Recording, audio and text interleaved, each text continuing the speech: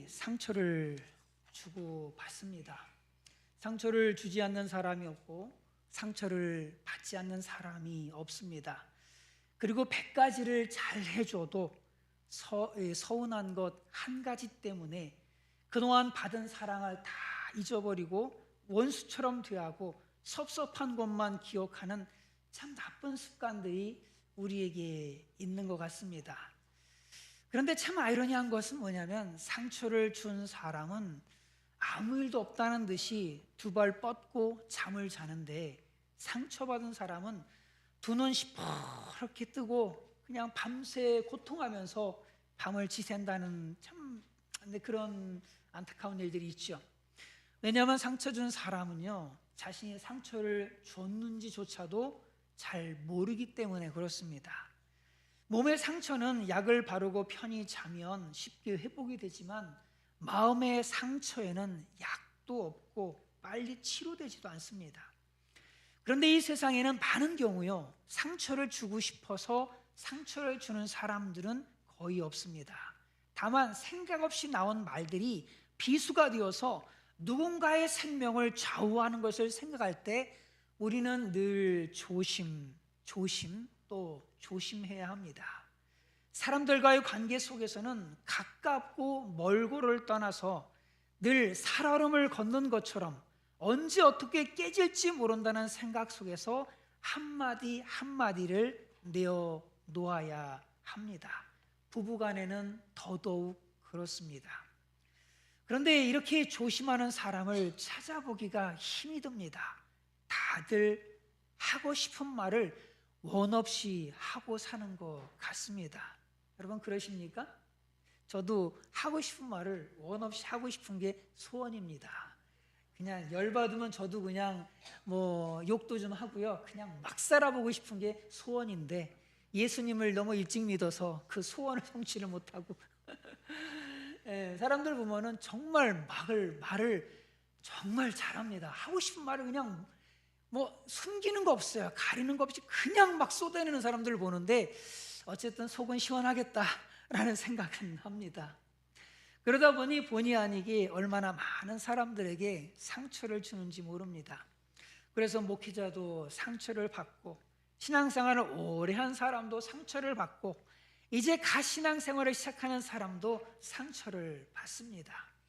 그러니 우리가 살아있는 한 상처를 받으며 사는 것은 어찌 보면 당연한 일입니다. 안 받을 수가 없어요. 그런데 이 상처가 꼭 나쁜 것만은 아닙니다. 그것을 잘 소화시키기만 하면, 그것을 잘 다루기만 하면 값진 보화가, 값진 진주가 될 수 있습니다.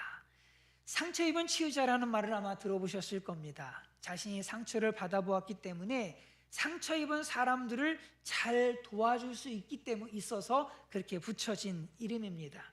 실제로 훌륭한 상담가들을 보게 되면 자기가 받은 그 큰 상처를 극복하고 난 이후에 동일한 고통을, 동일한 상처를 겪는 사람들을 너무 잘 이해하는 거예요. 그러다 보니까 그들을 잘 도와서 회복시키는 그런 분들이 의외로 많이 있습니다. 이럴 때 상처가 꼭 나쁜 것만은 아닙니다. 소화를 잘 시키면 오히려 약이 됩니다. 잘 다루기만 하면 보석이 됩니다. 진주가 어떻게 만들어지는지 아실 겁니다.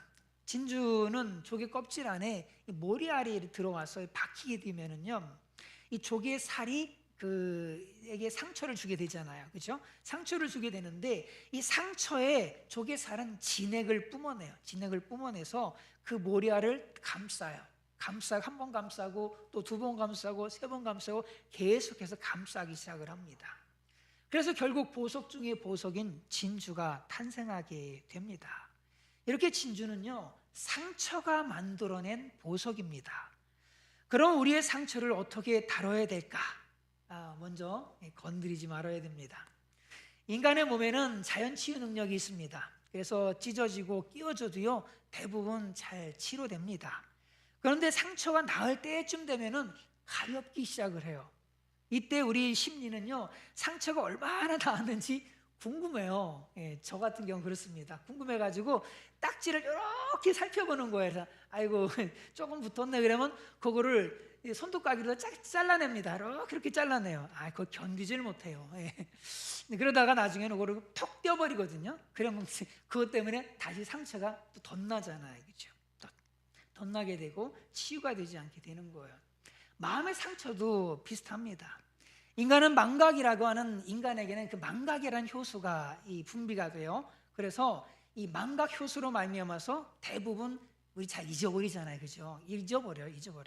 그래, 마음의 상처도요, 뭐 심각한 거는 정말 평생 새겨지긴 합니다. 그렇지만 웬만한 거는 일정한 시간이 지나게 되어지면은요, 나중에는 기억도 잘 안 납니다. 이런 일들이 허다해요. 그런데 사람들은 그 상처를요, 그냥 망각 속에 묻혀주면 되는데 그거를 자꾸만 끄집어내가지고 다시금 꺼내서 되새기고 합니다. 그렇게 되면은 그 상처들은 기억이 다시금 새록새록해요. 그러면 다시 상처를 또 받게 되는 겁니다. 또 받게 돼요. 이 자극이 되면서 또 받게 되는 거예요. 그러니까 망각 효소가 이 상처를 감싸 안을 시간이 없어요. 계속 끄집어내니까 오히려 더 각인이 되어지는 현상을 보게 되어집니다. 잊을만 하면 떠올려서 괴로워하고, 잊을만 하면 다시 생각해서 미워하고 원망을 합니다. 그러므로 망각 효소가 그 기능이 제대로 발휘되게 하려면 우리는 어떻게 해야 되느냐? 다른 것에 집중하면 되는 거예요. 우리의 마음과 우리의 생각을 다른 곳에 집중하면 되는 거예요. 우리의 마음은 참 희한한 게요, 두 가지를 동시에 생각할 수 없다는 거예요. 두 가지를 동시에 생각할 수 없다는 겁니다. 하나를 생각하게 되어지면 나머지는 그냥 아무 생각이 없어지는 거예요. 그래서 상처를 끄집어내서 그것을 곱씹을 것이 아니라 뭘 끄집어내서 곱씹어야 되냐면 성경을 끄집어내서 곱씹어야 돼요. 성경 말씀을 암송하고 성경을 소리내서 읽고 성경 소리내서 또 기도하고 찬양하고 하다 보면은요, 다른 생각이 들어올 수가 없어요. 그런데 성경을 그냥 눈으로만 읽잖아요. 눈으로만 이렇게 읽어요. 그러면 눈으로는 읽는 것 같은데 머릿속에는 딴 생각이 막 돌잖아요. 그렇죠? 이러면 안 되고 성경을 입으로 소리내서 읽어가지고 내 생각을 잡아넣어야 돼. 어디에? 이 성경 말씀의 이 말씀 속에 내 생각을 잡아넣어야 됩니다. 찬양도 그래요. 그냥 듣기만 하면은 딴 생각하잖아요. 들으면서 딴 생각이 막 돌아요. 그러니까 찬양을 소리내서 막 해야 되는 겁니다. 기도하면서도 마찬가지입니다. 기도하면서도 그냥 묵상 기도하는 거, 가만히 묵상 기도하면 어떻게 해요? 하나님을 향해서 집중하는 것이 아니라 내 생각이 온통 상처받은 일들, 그 생각이 그냥 가득 막 차기 시작을 하는 거잖아요. 기도도 어떻게 되는 거니까 소리를 내서 기도를 해야 되는 거예요. 그래서 우리의 생각을 어디에? 하나님께 집중을 시켜줘야 되는 거예요. 그러면 우리의 상처들은 점점 망각 속에 사라지게 되어지고 하나님의 은혜 속에서 녹아지게 되어집니다. 그리고 또 우리가 상처를 어떻게 처리를 해야 되느냐면 우리의 기대치를 낮춰야 돼요. 한번 31절의 말씀을 읽습니다. 시작.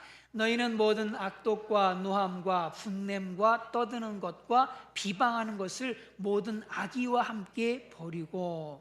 사람들이 어떤 때에 분노를 합니까? 부부싸움 할 때 말이에요. 어떤 때 아내에게 화를 내고 어떤 때 남편에게 화를 내고 그렇습니까?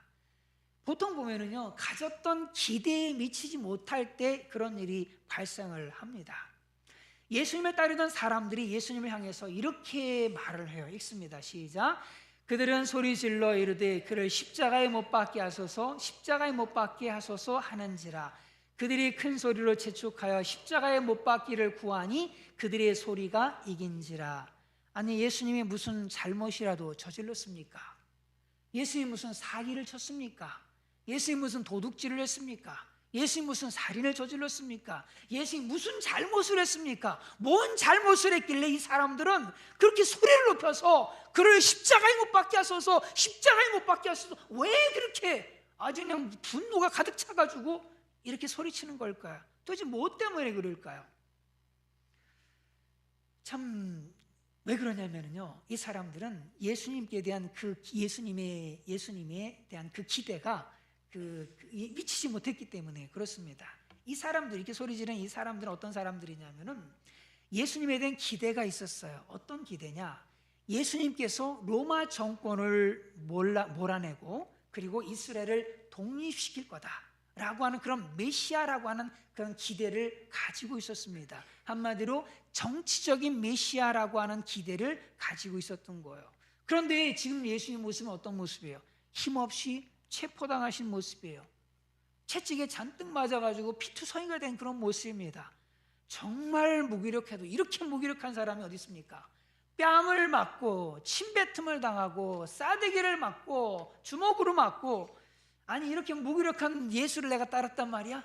이들의 기대는 완전히 무너져 버린 거예요. 나는 그 예수님을 통해 예수님께서 로마 정권을 몰아내고 이스라엘을 독립시킬 거다 이렇게 믿었는데, 아니 예수님의 모습은 그것과는 너무 다른 그런 모습인 겁니다. 그들의 기대는 분노로 바뀌고 마른 거예요. 성도들에게는 목회자에 대한 기대치가 있습니다. 목회자는 중직들에 대한 기대치가 있어요. 자녀는 부모에 대한 기대치가 있습니다. 그리고 국민은 대통령에 대한 기대치가 있어요. 아내는 남편에 대한 기대치가 있고 남편도 아내에 대한 기대치가 있습니다. 그런데 그 기대치는 결코 100% 채워질 수 없습니다. 그러다 보니 늘 불만입니다. 경우에 따라서는 배신감까지 느끼면서 분노를 합니다. 그리고 이 기대가, 처음에 가졌던 기대가 크면 클수록 그 분노는 더 커집니다. 그런데 이 세상에는 여러분의 기대치를 만족시켜줄 수 있는 사람은 아무도 없습니다. 사도행전에는 재밌는 사건이 하나 나옵니다. 바울과 바나바가 다퉈요. 여러분, 바울이 다퉜다는 얘기가 좀 놀랍지 않습니까? 바울과 바나바가 다퉈요. 다투고선 서로 헤어집니다. 이런 사건이 하나 나와요. 이유는 뭐냐면 마가 요한 때문입니다. 읽습니다. 시작. 바나바는 마가라 하는 요한도 데리고 가고자 하나 바울은 밤빌리아에서 자기들을 떠나 함께 일하러 가지 아니한 자를 데리고 가는 것이 옳지 않다 하여 서로 심히 다투어 피차 갈라서니 바나바는 마가를 데리고 배 타고 구브로로 가고, 바울은 1차 전도 여행 때 선교팀을 이탈해서 중간에 돌아가 버린 그 마가 요한이 마음에 안 드는 거예요. 아니 선교팀을 꾸려서 쫙 출발했으면 끝까지 완주하고 가야지, 중간에 말 힘들다고 마가가 돌아가 버린 거예요. 그러니까 마가에게 너무너무 실망스러웠던 거죠. 왜냐하면 마가 요한이라고 하는데 그 마가를 붙이고 있잖아요, 그죠? 그럼 뭐가 생각나세요? 마가 다락방 생각이 나죠. 맞아요. 성령 강림의 역사가 어디 있었던 거예요? 바로 마가의 집에서 있었던 겁니다. 마가의 그 다락방에서 성령 강림의 역사가 있었던 것이고 120명의 사람들이 그 마가의 집에 모여서 함께 예배드리면서 기도하고 했던 그 집인 거예요. 바로 그 집에 그 마가 요한인 겁니다. 그러니 이 마가 요한 대단한 사람이겠다라는 바울 나름대로의 기대치가 있었던 겁니다. 그런데 이런 놀라운 일들에 비하면 선교 역사가 조금 힘들다고 중간에 그냥 돌아가 버리고 포기해 버리는 그런 어린아이와 같은 마가의 모습 앞에 바울은 너무나 실망스러웠던 거예요. 기대에 미치지 못하는 그런 모습이었던 거죠. 그런데 이런 마가 요한을 데리고 다시 2차 선교 여행을 떠나자라고 바나바가 얘기하는 것이 도무지 감당할 수 없는 거죠. 안 된다. 바나바 안 된다. 바나바 못 된다. 그 바나바는 절대 데려가서는 안 된다. 또 그럴 거다. 또 그럴 거다. 기대치가 있었던 건데 그것에 너무 실망스러웠던 것이죠. 이로 말미암아서 바울과 바나바는 크게 싸우고 완전히 헤어집니다. 헤어져요. 그런데 세월이 많이 지나요. 많이 지나서 바울이 마가 요한에 대해서 이렇게 말합니다. 읽습니다. 시작. 나와 함께 갇힌 아리스다고와 바나바의 생질 마가와 이 마가에 대하여 너희가 명을 받았음에 그가 이르거든 영접하라. 마가 요한이 오면은 잘 영접해 달라고 부탁을 합니다. 또 읽습니다. 시작. 누가만 나와 함께 있느니라. 내가 올 때 마가를 데리고 오라. 그가 나의 일에 유익하니라. 또한 나의 동역자 마가, 아리스다고, 데마, 누가가 문안하느니라. 그가 나의 일에 유익하니라 라고 하면서 마가를 데리고 와달라고 디모데에게 부탁을 하는 거예요. 그리고 빌레몬에게는요 나의 동역자라고 그렇게 마가를 소개를 하고 있습니다. 노년에는 마가 요한을 정말로 곁에 두고 싶어 할 정도로 바울에게 있어서 정말 아끼고 소중한 그런 사람이 바로 이 마가 요한이었던 거예요. 결국 마가 요한과의 관계가 회복이 되었던 거죠. 그리고 이 마가 요한이 바울의 동역자가 된 것을 알 수가 있습니다. 바울이 마가와 이렇게 될 줄 알았다면 2차 전도 여행 떠날 때 말이에요, 뭐 그게 옳으니 네가 옳으니 내가 옳으니 따질 것이 아니라, 그래서 바나바하고 심하게 다투고 헤어지고 막 그렇게 했는데, 그렇게 할 것이 아니라 마가와 바나바 그냥 함께, 뭐 마가가 좀 부족하고 연약해도 그 기대치를 좀 낮추고 그냥 함께 선교 여행을 떠났다면 얼마나 좋았을까라고 하는 아쉬움이 남지요. 결국 바울의 마가를 향한 높은 기대치는 갈등과 분열을 만들고 말았던 겁니다. 사람들은 이런 말을 잘합니다. 참 그 사람 내 마음에 안 들어. 정말 마음에 안 들어. 어떻게 이렇게 마음에 안 들어. 정말 마음에 안 들어. 그런데 사실 문제는요, 그 사람이 아니라 나 자신입니다. 내가 그 사람을 마음에 받아들이지 않는 것이 문제예요. 내가 거절하는 것이 문제입니다. 내 마음에 높은 기대치를 가지고 사람들을 제한하기 때문에 받아들일 수가 없는 거예요. 그러면 우리는 마음을 넓혀야 됩니다. 어떻게 마음을 여러분 넓힐 수가 있습니까? 그러려면요, 기대치를 낮추면 마음이 그만큼 넓어지는 거예요. 내가 기대치를 낮추면 낮출수록 내 마음은 점점 더 넓어지는 거예요. 많은 사람들을 수용할 수 있는 그런 넓은 마음을 가진 사람이 되어지는 거예요. 비록 지금은 나의 기대치에 맞지가 않아서 배척하고 싶은 그런 사람일 수 있지만, 장차 더없이 소중한 꼭 필요한 사람이 될 수도 있다라고 하는 것을 우리는 기억해야 돼요. 지금 내 기준에 맞지 않는다고 다 배척해버리게 되어진다면 결국 우리 곁에는요, 남아있는 사람이 아무도 없어요. 아무도 없습니다. 나 혼자 그냥 덩그러니 있게 되어지는 겁니다. 기대치를 조금만 낮추면은 섭섭하게 한 사람도, 불성실한 사람도, 무책임한 사람도, 게으른 사람도, 무능한 사람도, 상처 준 사람도 다 수용할 수가 있어요.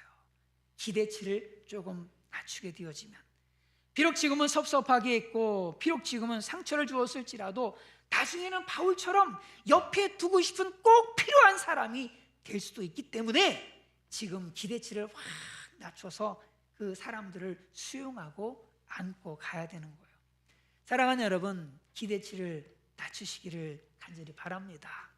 신앙생활한 지 벌써 몇 년인데 어떻게 그럴 수 있어?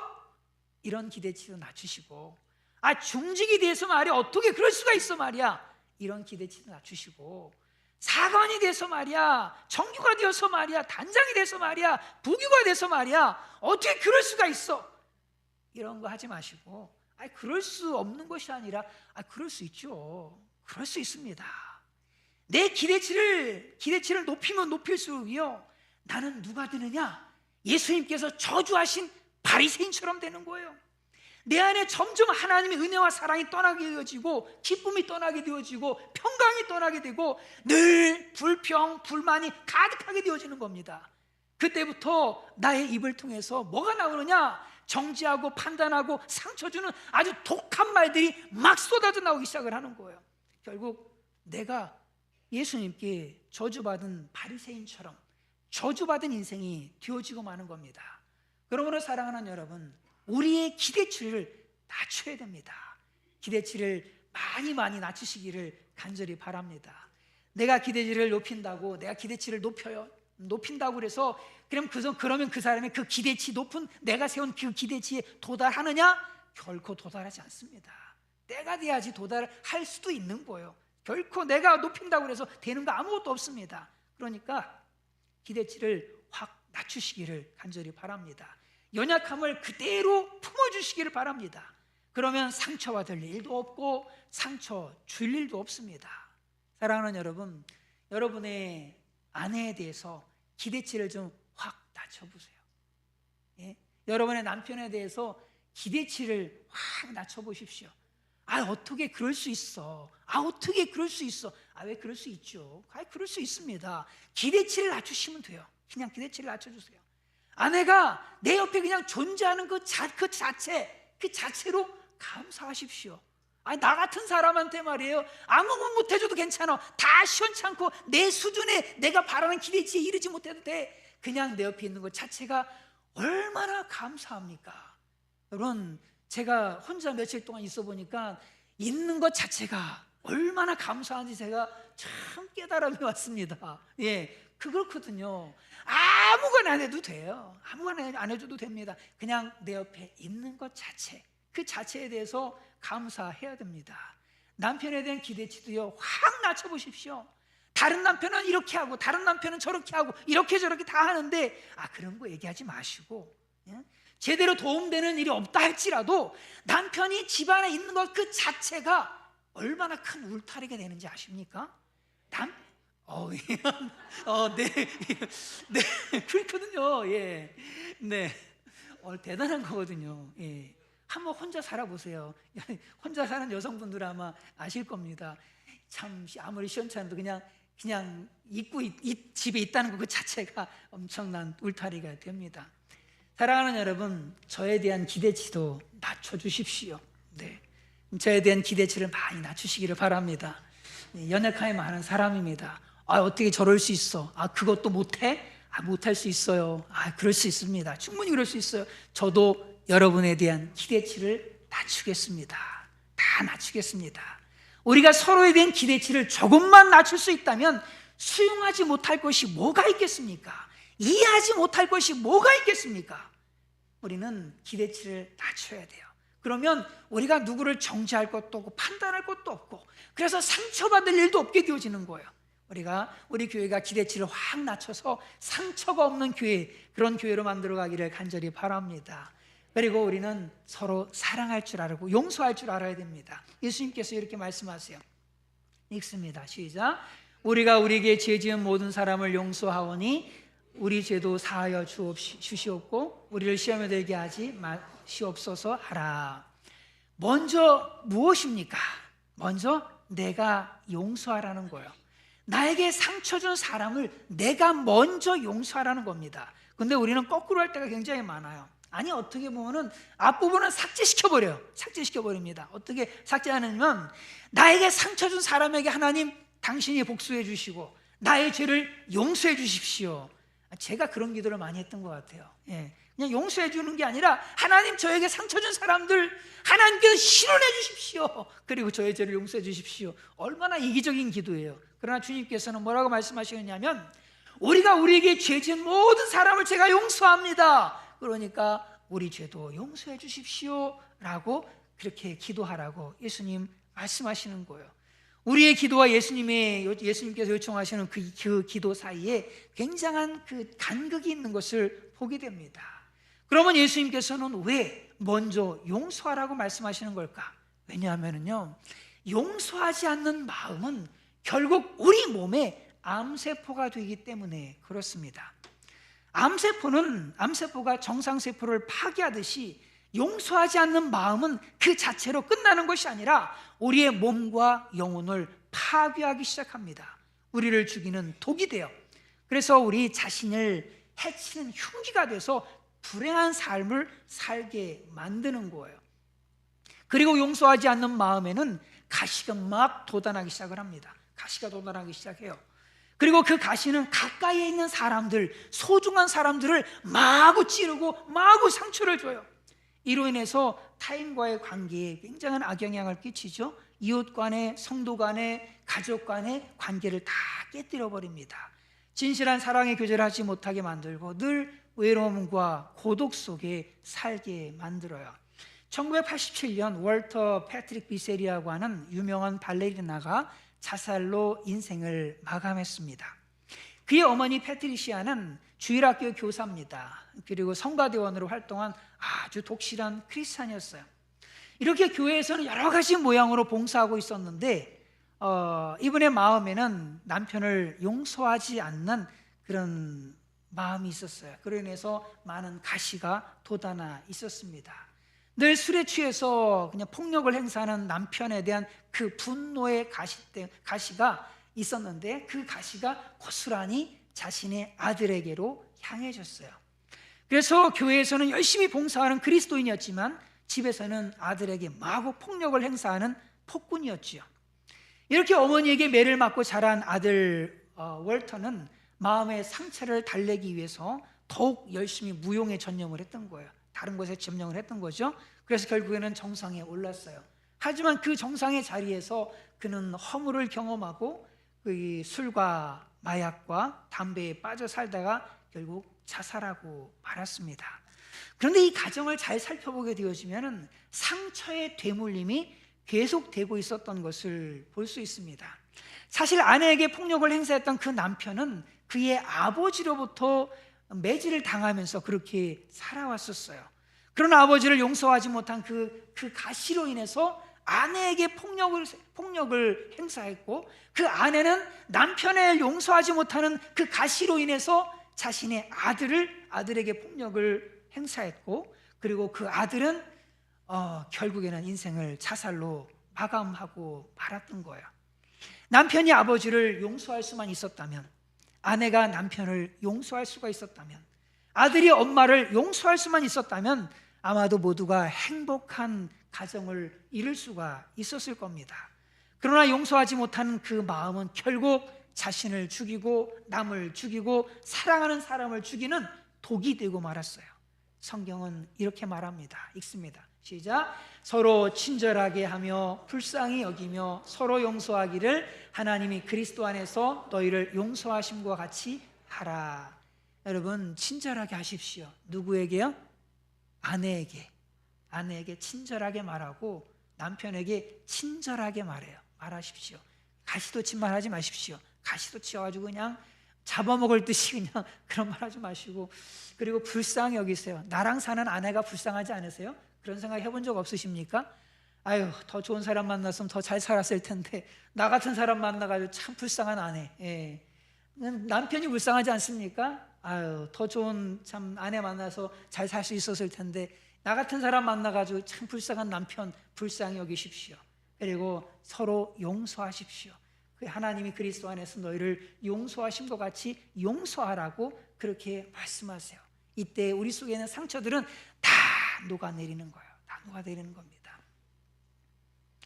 이 상처가 회복되지 않으면 하나님과의 교제가 다 막혀버리게 되어집니다. 하나님과 담이 쌓이게 되어지고 하나님 앞에 설 수가 없어요. 그래서 예수님께서 다시 이렇게 말씀하시죠. 읽습니다. 시작.